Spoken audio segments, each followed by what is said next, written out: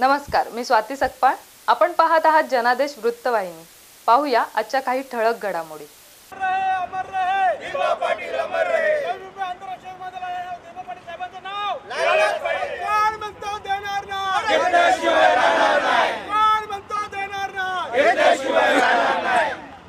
लोकनेते दिबा पाटील साहेबांचा, लोकनेते दिबा पाटील साहेबांचा अमर रहे, साहेबांचा जय अमर रहे, दिबा पाटील अमर रहे,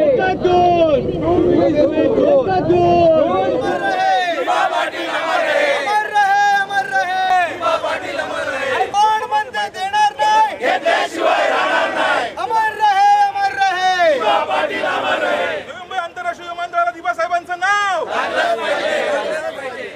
नवी मुंबई आंतरराष्ट्रीय विमानतळास लोकनेते दिबा पाटील यांचं नाव देण्यासाठी केंद्र सरकार सकारात्मक असल्यानं भूमिपुत्रांमध्ये आणि दिबा पाटील चाहत्यांमध्येही नामकरण जाहीर होण्याबाबतची उत्सुकता शिगेला पोहोचली आहे.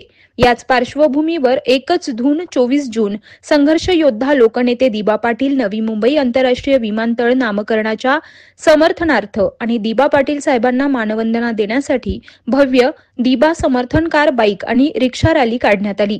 सरकारचे लक्ष वेधण्यासाठी लोकनेते दिबा पाटील नवी मुंबई आंतरराष्ट्रीय विमानतळ सर्वपक्षीय कृती समितीच्या माध्यमातून समस्त भूमिपुत्रांच्या वतीनं वाशी सिडको एक्झिबिशन सेंटर जवळून पामबीच मार्गे विमानतळ रेती बंदर गेट ते कालभैरव मंदिर चिंचपाडा करंजाडे पनवेलपर्यंत काढण्यात आलेल्या या दिबा समर्थन रॅलीत सर्वपक्षीय कृती समितीचे अध्यक्ष दशरथदादा पाटील, खासदार सुरेश म्हात्रे, 29 गाव संघर्ष समिती नवी मुंबई अध्यक्ष दीपक पाटील आणि सर्व कार्यकर्ते, पंचमहाभूतचे गणेश पाटील, सर्वेश तरे, रमाकांत म्हात्रे, वैभव नाईक, शरद म्हात्रे, आगरी युवक फाउंडेशनचे निलेश पाटील, शिवसेनेचे प्रकाश पाटील, मनोहर पाटील, सुशांत पाटील आणि कृती समितीचे सर्व पदाधिकाऱ्यांसह सर्वपक्षीय नेते मंडळी, पदाधिकारी आणि 5ही जिल्ह्यातील भूमिपुत्र हजारोंच्या संख्येनं कार, बाईक आणि रिक्षा घेऊन सहभागी झाले होते. अमर रहे, अमर रहे, दिबा पाटील अमर रहे.